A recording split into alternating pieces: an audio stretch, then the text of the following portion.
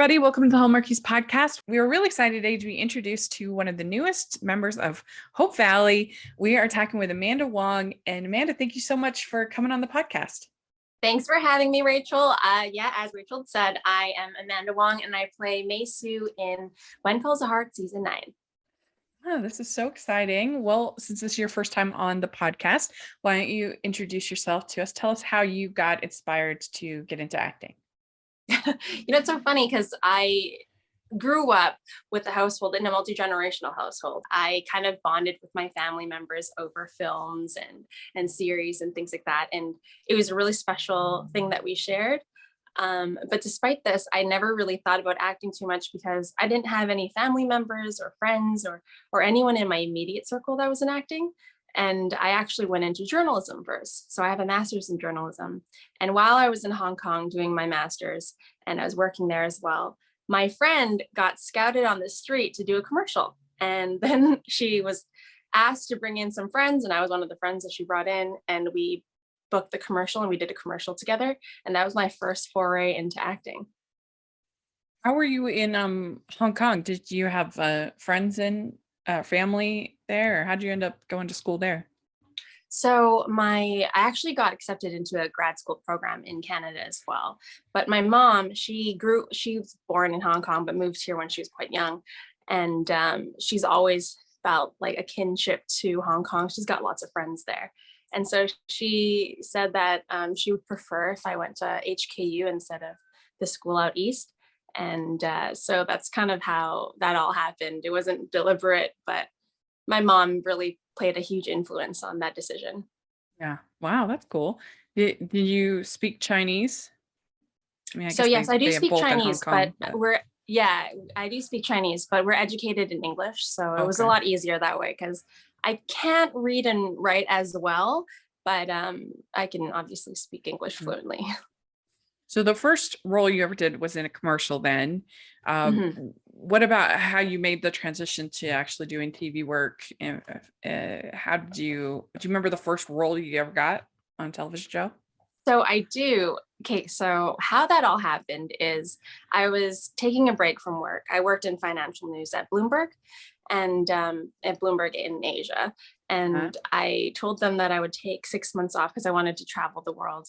And when I did that, I came back to Vancouver and packed up my bags, dropped off some things. And one of my friends, he was talking about Pokemon Go because it was really, really popular at the time. And so he was like, you should make a YouTube video on Pokemon Go.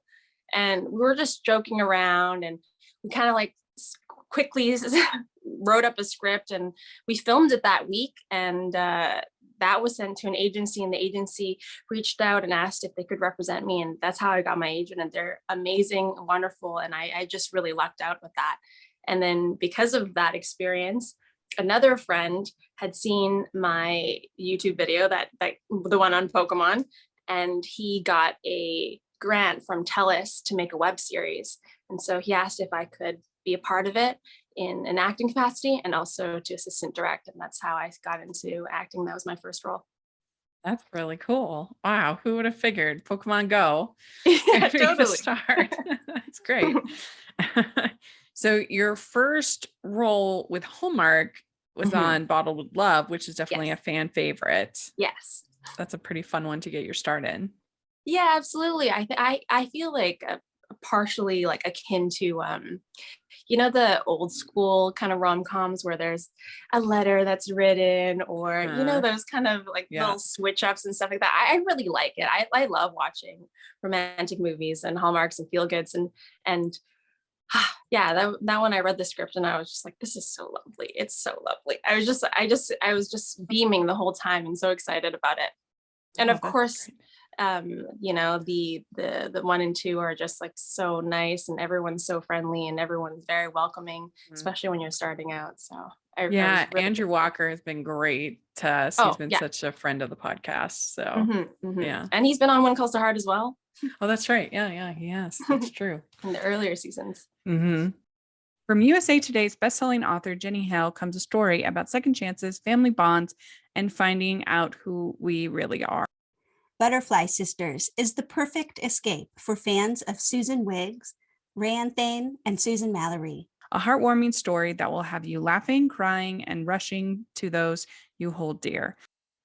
If you loved the Christmas movies based on Jenny's books and are looking for more feel-good, small-town romance, look no further. Available wherever you purchase books or download audiobooks. Find out more at itsjennyhale.com. That's itsjennyhale.com.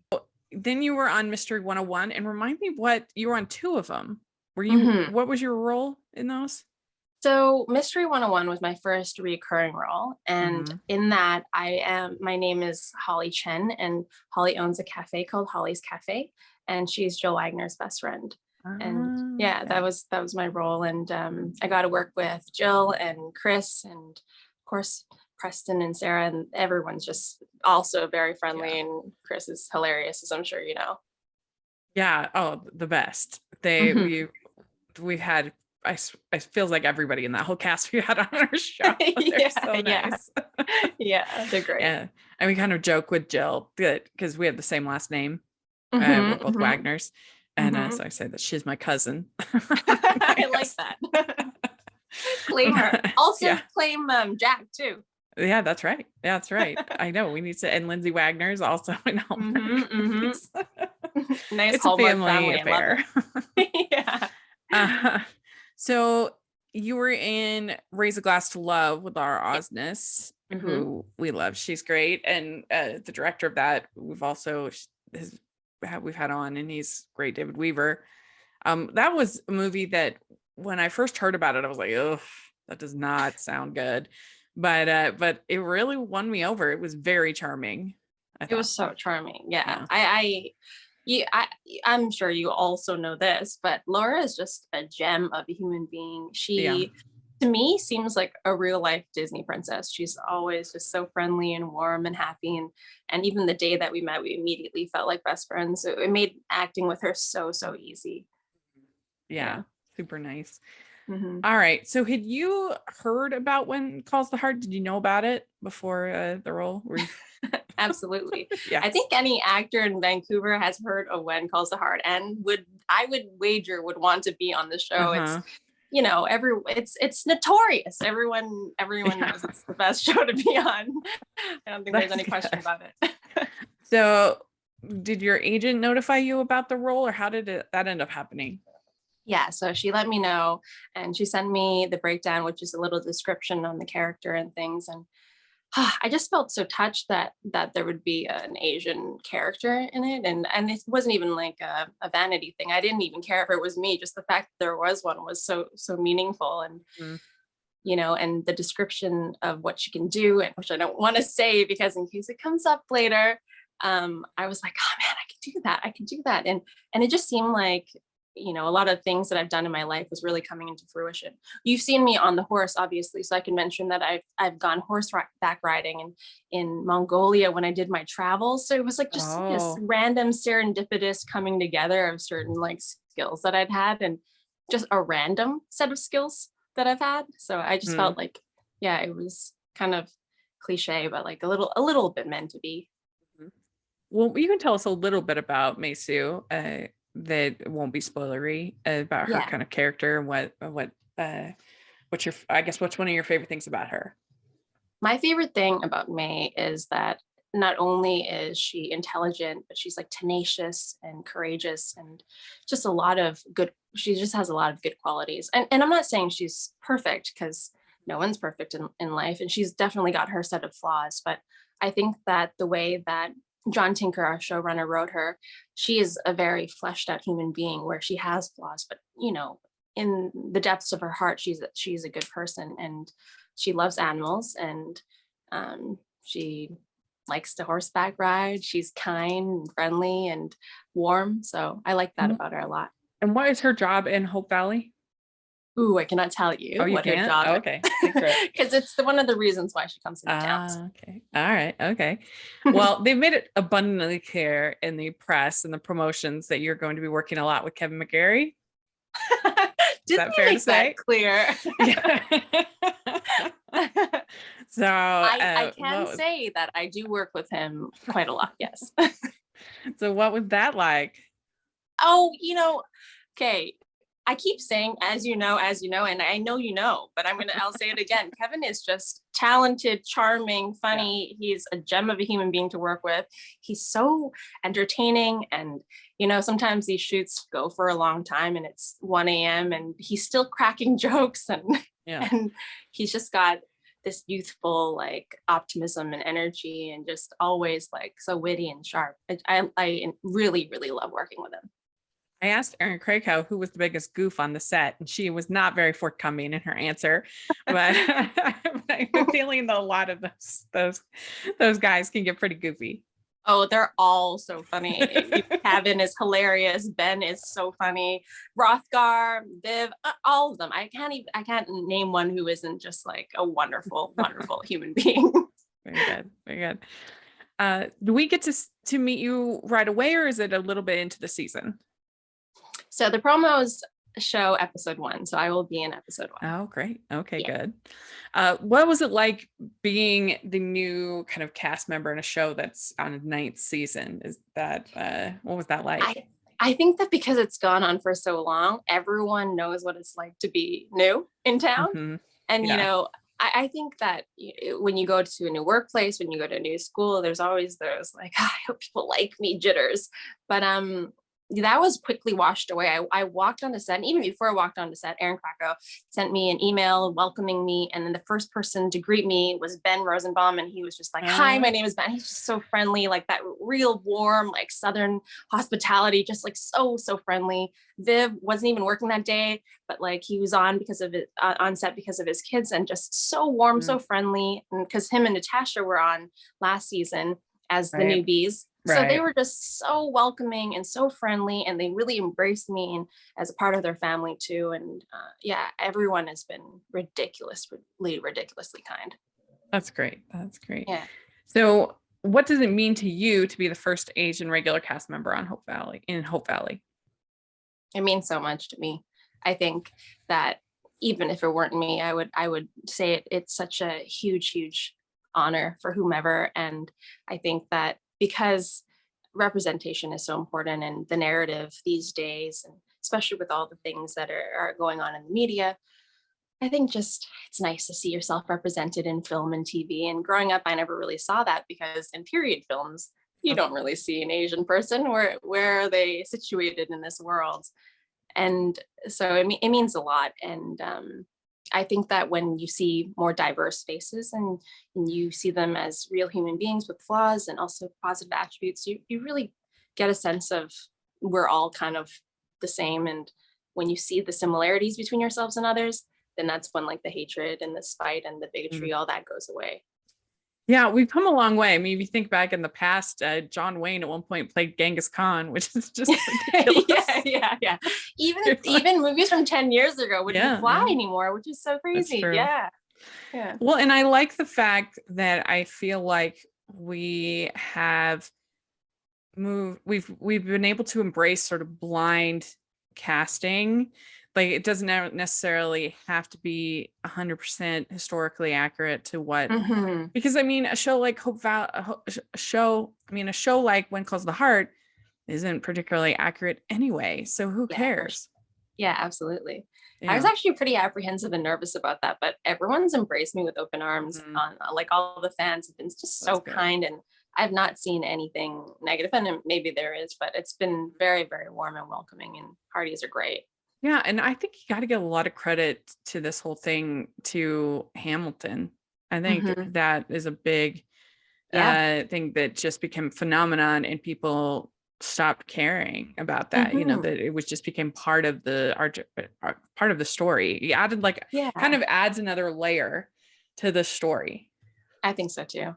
And a little bit of my culture comes out in the show, and I think that's very nice too. Oh, that's say great. A couple of words, here and there. Oh, cool, yeah. And then Bridgerton was another example. Yes. You saw a lot of that in there. I'm so excited for season 2. Season 2.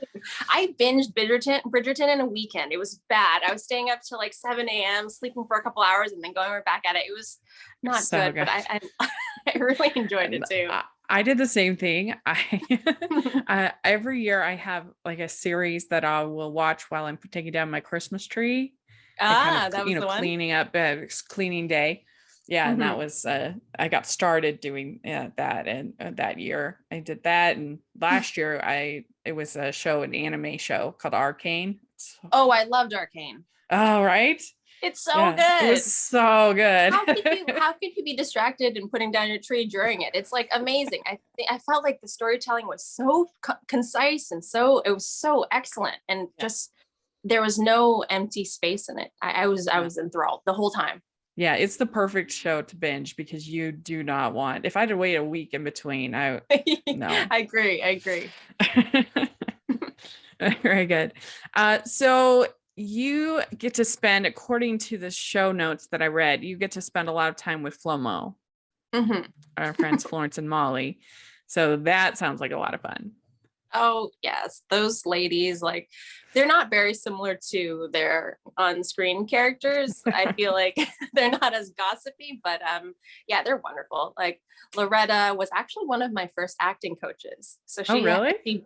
She's so warm, and I think that because she has a little bit of maternal instinct, and also because she's seen me in a previous capacity in a different way, she really could pinpoint that I was a little bit nervous on my first days. Sure. And she just was really warm and welcoming. And Johanna, you may not know this, or maybe you do because you know everything, but she has impeccable style. Have you ever seen this woman get dressed? She is so cool. I walked, like, the first time I met her, I was like, who is this lady? She is so well dressed. She looks so stylish and so cool. And she's such an interesting person to talk to. She's just, we've never actually had Joanna on the podcast, so we bring her on. She's so cool. She's super cool. Yeah, we haven't had Johanna. We haven't had Kavan on the podcast. Would love to have him one of these days. Yeah, so hopefully he's funny. But we have had Loretta, and she's great. She actually won one of our podcast awards that went up today. Yeah. What did she win for? She won for best Hallmark TV moment, the Florence and Ned wedding. Oh, so good. Yeah. That was the highlight of season 8. On the podcast? No, we haven't had him on. Yeah. He's funny too. Yeah, I'd like to have him on.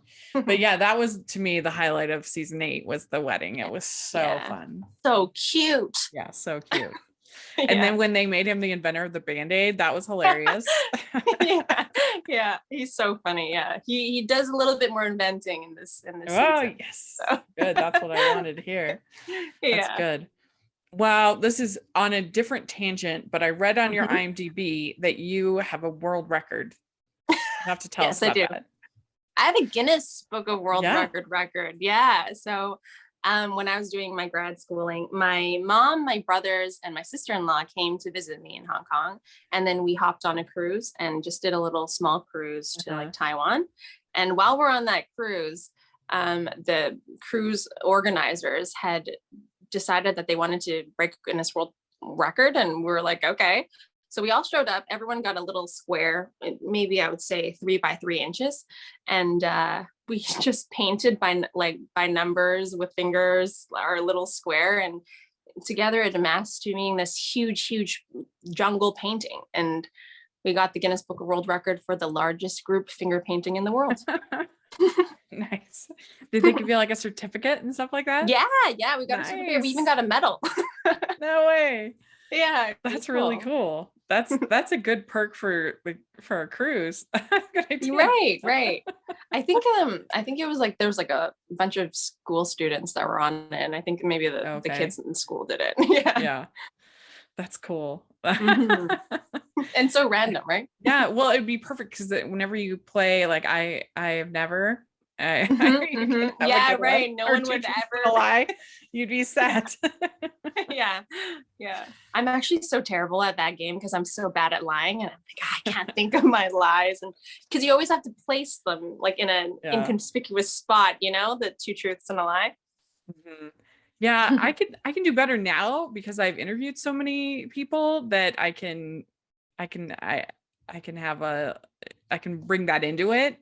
But yeah, I'm not the best liar either. But I guess that's a good thing. Yeah. So play or don't play poker with Rachel. I don't know. Yeah, Well, play. Yeah, play, because you'll probably win. We'd like to take a second and thank our sponsor for this episode of the podcast. It's the Hallmarkies merch store. Are you looking for that perfect gift for the postable, Hearty, or Hallmarky in your life? What about getting that t-shirt or hoodie that will help you stand out at your next holiday party? Now is the time to check out the Hallmarkies merch store. Full of festive designs by artists like Jessica Miller, Carrie from Hallmark Comics, and more. You can even have more than just shirts, but totes, cell phone cases, notebooks, mugs, and more. And it isn't just Hallmark. We have designs for Anna Green Gables, Man from Snowy River, The Nanny, and more. Every purchase at the merch store goes to help support the podcast and allows us to make the great content you know and love. There are frequent sales, so go to tpublic.com/stores/Hallmarkies or see the link in the description. That's tpublic.com/stores/Hallmarkies. Very good. Well, we like to end our interviews with some fun, silly questions. So Okay, yeah. you ready? All right. What is the best ice cream flavor? Ferrero Rocher. Oh, And Yeah. also, like an unconventional one. Have you ever tried durian? I never have, but I've seen it on Chopped all the time. Okay. So the reason why there's such controversy around this food is because it Smells. stinks. Yeah, really bad, right? But when it's frozen, there's not really a lot of smell. Okay. So I kind of like it in ice cream form. So do you like durian ice cream is your favorite? Or one of Well, your I would say favorites? Ferrero Rocher, and then second would be durian ice cream. Okay. Or I would say also whiskey hazelnut. That one's a good one. Oh, that sounds Yeah. good. Yeah. Yeah. Cool. All right. What is your favorite color? Purple. Mine too. Yeah. Mine too. Nice. Yeah. All right. What music are you into? I'm into slow jams and acoustic, like guitar covers and stuff. Oh, yeah. Yourself? That's good. I love Broadway show tunes. Yes. It's probably my Mhm. favorite of all. Mhm. But I also love sort of acoustics. It's kind of like people like Sarah Bareilles Yes. and Love her. Regina And Spektor, Waitress. So people good. like that. Yes. is my Then I favorite. have a Oh question yeah, and for you, Waitress. Rachel. I actually got to see Waitress in October. I took a trip out to New York to help support Broadway, and yeah, it was really good. Yeah, I heard it was absolutely amazing, Yeah. actually. And I saw her in it, Sarah Bareilles. So that was amazing. Yeah. I Yeah. actually watched Cats with Leona Lewis in it, and that was so spectacular for me Oh. too. Yeah. I've Then I have never a question for you, Rachel. Yeah. If you were to be one character from Les Mis, which one would you Oh be? my gosh. Songs I mean, included. I don't. How did you know Les Mis? Les Mis is like my favorite. My favorite. And Yeah. it was, well, the first movie and musical that I ever really loved was The Little Mermaid. That was like the first thing I ever really fell in love with, and I absolutely adore it. But then the next one would be Les Miserables, and I knew literally every word to every single song. And Yeah. it's funny you mentioned Cats, because when I was in high school, we went on a trip and we got a choice. We could either go see Cats or we could go see Les Mis. Oh, which did you choose? I chose Les Mis. Of course, of course. Yeah. Yeah. So good. But I love Les Mis. So what's your question? What's my favorite song, or if I could play any part? You can play any part. I mean, And you take their songs too. I think I would probably pick Eponine. Yep. Yeah. I would too. It's such a great part and so Mhm. iconic, and Yep. On My Own is so I life-changing love On My and Own. iconic. That's my go-to and, song. oh, it's so great. And yeah, the only part that I'm like not as in love with is probably Cosette. Me too. I mean, she's fine. She serves the purpose for the story, Mhm. but her songs are very saccharine. Falsetto. Yeah, falsetto and very Yeah. saccharine. Heart Mhm. full of love. I don't know. Yeah, Not my I favorite. agree. And if I was So- a baritone, I'd choose Javert because I love stars. Oh, love stars. And what a great villain. I mean, we're always trying to do these sort of Oh, I know. multifaceted villains these days, but Javert was the original, because he's, in his eyes, he's the hero of the story. He's doing And he's what's just being right. courageous. Yeah, Mhm. Yeah. absolutely. So when he realizes that what he's done, Mhm. and he commits suicide, I mean, it's just, the whole thing is so it's so devastating. It's so great. Absolutely. Absolutely. And I mean, there's so many wonderful songs like Bring Him Mhm. Home. Mhm. And of course, I Dreamed a Dream Mhm. is so beautiful. And I don't know, I just love the show so much. too. It was Me so too. cool because when I got vaccinated, I said I'm going to support local theater as much as possible. And we have like a really thriving scene here in Utah, really great local theater scene. Cool. I ended up going to 49 shows. Wow. one In the year. span of From when I got vaccinated in April to the end of the year, I went to girl, 49 you are shows. living life. It was the best. It was the best goal Yeah. ever. And Yeah. the first show that I went back to was Les Mis, Oh, which was yeah. just such kismet. I thought You have to. I would say that, or like Wicked. It just it would feel so warm and fuzzy. You know what I mean? Yeah, The Wicked's only really one great I've too. seen. The only one I've seen this year is Natasha's play. Oh, which one Snowflake. was? Oh, yeah. Yeah, that's I haven't the heard only that. live theater I've seen, which I'm so jealous that you've got to see 49. I have been so blessed and just seen. I mean, even ones that are weaker, I still think have a charm to them because people are giving up Mhm. with their time. People, there's just something great about local live theater that I just love so much. As much as I love Mhm. film, because I'm a film critic for my job, Mhm. I just love live theater even more.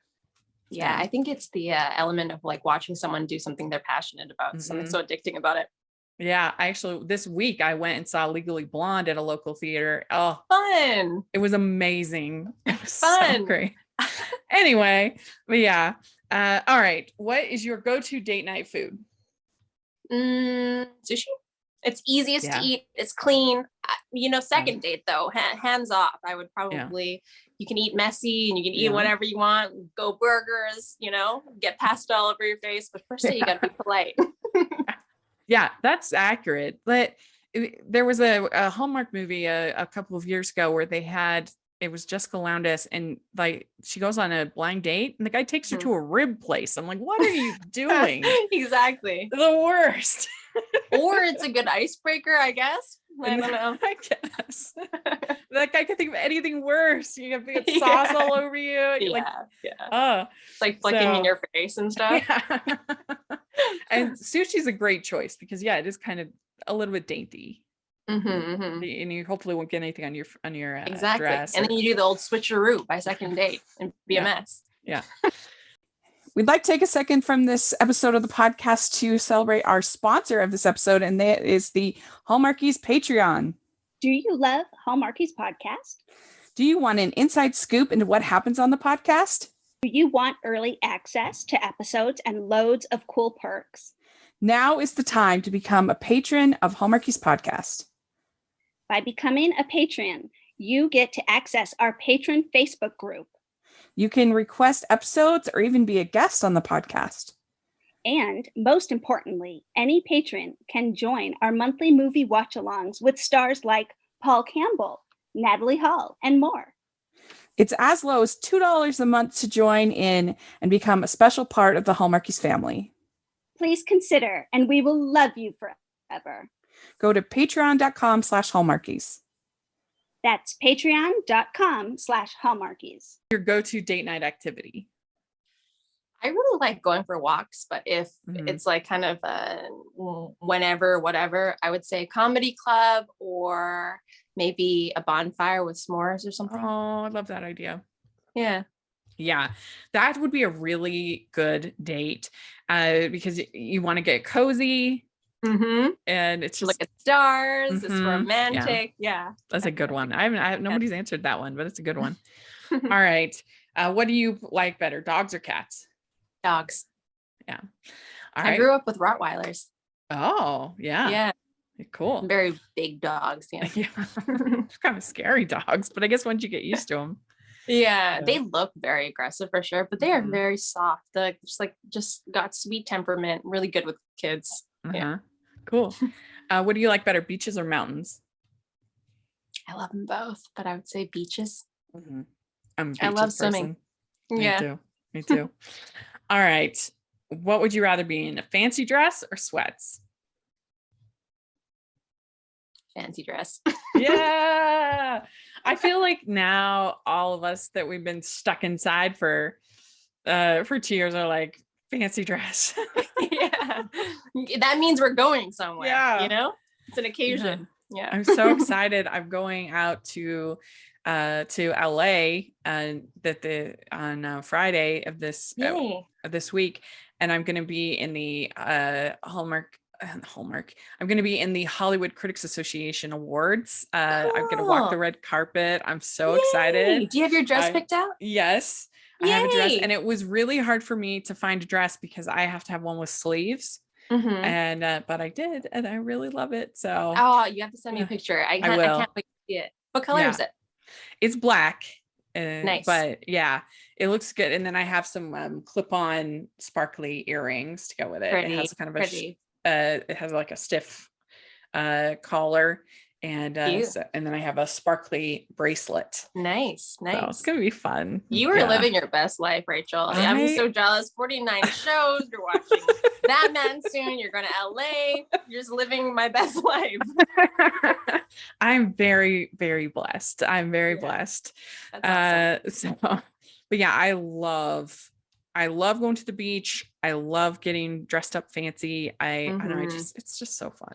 I missed it so much. I mean, that's part of the reason why I think I saw 49 shows was just like not being able to see anything for over a year was just like, yeah, for terrible. Sure. I hated that. Yeah, no, I hear you. I feel the same way. You know, the first time I went back on set, I felt like I hadn't spoken to anyone in so long. Yeah. That my brain was just like 5 minutes delayed. It was very awkward. Yeah. All right. Well, what's your favorite holiday to celebrate? Christmas. I love Christmas. Yeah. And then I would say second favorite is Lunar New Year. I think that if all of the listeners could experience Lunar New Year, it'd be amazing. I would gladly love to share my culture. There's like a lot of yummy foods, a lot of time spent with family. It's very nice. I think they should make a Lunar New Year Hallmark movie because they're always inventing all of these festivals, you know, like that people don't even have. They'll have like a maple festival, or you know what I mean? And here you have one that already exists that has all this, you know, cultural traditions and everything. And so why not build a Rachel, pull some strings, get me my own Lunar New Year movie. You're listening, Hallmark Channel. Exactly. Get on it. Lifetime. They've spoken. Yeah. We've spoken. I mean, because I don't know if you got to see a Sugar and Spice holiday, which was on Lifetime. That was filmed in Vancouver too. I know a lot of the people who were in it. It's awesome. So good. I loved that one. It's cute. It's very cute. It was so actually good. Funny note about that. Tony, which is the male lead, he and I actually went to school together before we were both acting. Oh, really? So yeah, I've known him in Hong Kong so no, so I went to SFU, and that's where we both went for undergrad. Oh, cool. Yeah. Well, and then Cardi Wong's in that, and we love him. Absolutely. We love him. He really is. Yeah. Nice Very guy. good. All right. Well, your last question. What is your favorite Hallmark or romantic movie? I love romantic movies. There's so many. I love a lot of those princess ones, like Switched for Christmas or Princess Switch, those kind. I love The Holiday. Have you seen The Holiday with Kate Winslet? It's one of my favorites. Yeah. I really like those like countdown ones, like 10 Things I Hate, like How to Lose a Guy in 10 Days or 27 Dresses, like those kind of movies. Good. Yeah. So I would say all of them. I love rom-coms and romantic movies, and yeah. Obviously, I do too. They're my favorite. They're so comforting. Yeah. Well, and it's so exciting because we have in February, we have Marry Me in theaters. And then we also there's a movie called I Want You Back that just went straight to Amazon, which was really good too. And then in March, we have The Lost City with Sandra Bullock back. It's like, yes. I love Sandra Bullock in movies like Proposal or Blindside. So good. She's been doing all the serious stuff like Bird Box and stuff like that. And we're like, come back to come back to the warm side. Yeah. Have you seen all those movies already? I've seen Marry Me and I've seen I Want You Back. I have not seen The Lost City yet. So Marry Me recommended. Do you recommend that? Mhm. Okay. Yeah, cool. it's not like the greatest I've ever seen, Mhm. but it was sweet and the music is Yeah. really good. If you like her style of music, Jennifer Lopez's music, then I think you'll enjoy it. Yeah. It's a sweet, cute little movie. Yeah. I like J-Lo in rom-coms too. Like, I know. And she hadn't done one for a long time either. Manhattan. Yeah. Made in Manhattan was like 15, 20 years ago. I don't know. Yeah. Well, the last one that she did was in 2012, which Wow. was What to Expect When You're Expecting. Mhm, And mhm. her last lead rom-com was in 2010, which was The Backup Plan, which is terrible. Right. I remember that one too. But she did a movie called Second Act, which looked like a rom-com, but actually wasn't a rom-com. I feel like I've seen the poster, but I don't remember if I've seen it. It's okay. It's fine. But I'm really excited for The Lost City to come. And I just hope we get more rom-coms because just it's draining if the only movies that you get in the theaters are, I don't know, are comic book movies and movies made for, you say almost every movie made these days is made to please 17 to 25-year-old men. Right. And it's a little old sometimes. Yeah. Like, exactly. throw us a bone. I hear you. We should bring Matthew McConaughey back. He does good rom-coms too. Yeah, I know. He's been on the depressing train for a while. Let's get him back doing the rom-coms. I think that was probably J-Lo's best chemistry. Yeah, is with Matthew I really McConaughey. like that with them. Yeah. But anyway, it's fun. Yeah. So those are some good picks. I never thought about the fact there's so many with numbers. Right. Rom-coms. Yeah. Yeah. Well, very good. You answered all the questions. You passed the test. You did Thank you. Well, we're really excited about Mei Sou and When Calls the Heart, the new season. It's going to be a lot of fun. I mean, did you get a chance to go back and watch any of the previous seasons before starting? Yes, absolutely. Yeah. So did you have a team that you were on Team Nathan or Team Lucas? Oh, no, I can't pick. Both guys, I know them. They're so nice. I can't pick. Were you surprised that they picked Lucas? I don't know if the surprise is the word. I can see why they chose Lucas, and I can see why fans would want Kevin as well. But yeah, they're both such great human beings and both excellent actors. And yeah, I mean, I always say I'm on Team Good TV. That's my team, and I think that picking Lucas makes better TV because it makes Elizabeth have to grow more. It's different. It's something she hasn't explored before. Yes, and also I feel like Lucas actually actively courted her, whereas Nathan didn't. They haven't had a date, let alone even a meal together. And so in my opinion, with Lucas were very, very romantic for sure. Yeah, right. Yeah. So I was surprised because I didn't think that they would be brave enough to do that. And also I think that they definitely built up a lot of reasons why people would expect it to be Nathan. So I can understand why people were disappointed, but I was pleasantly surprised. I was like, all right, good. That's good. I'm going to take that answer. Team Good TV. I like that. Yeah, there you go. All right. Well, very good. It was so nice to get to talk to you. So nice to get to meet you. And I'm really excited to get to know the character, and hopefully we can have you back maybe at the end of the season and see how things turn out. Thank you, Rachel. I would love that. Yeah. I would love that anytime. Yeah. All right. Well, very good. How can people follow you on social media and all that fun stuff? So on Instagram and on Twitter, I'm Amanda Wong, but missing the middle A. So it's AMNDAWONG. Okay. Great. Yeah. We'll put that in the description so people can follow you. And awesome. So great. And we will have that all in the description, and we'll be in touch. Thank you so much. Thank you so much, Rachel. Bye. I'd like to thank Amanda for coming on the podcast. This was a really fun interview. I really enjoyed talking to her. Make sure you're following us at Hallmarkies Pod and Hallmarkies Podcast, all of our social media. And if you are listening on iTunes, please leave your ratings and reviews. That really helps us a lot. If you are watching on YouTube, please give this video a thumbs up and subscribe to the channel.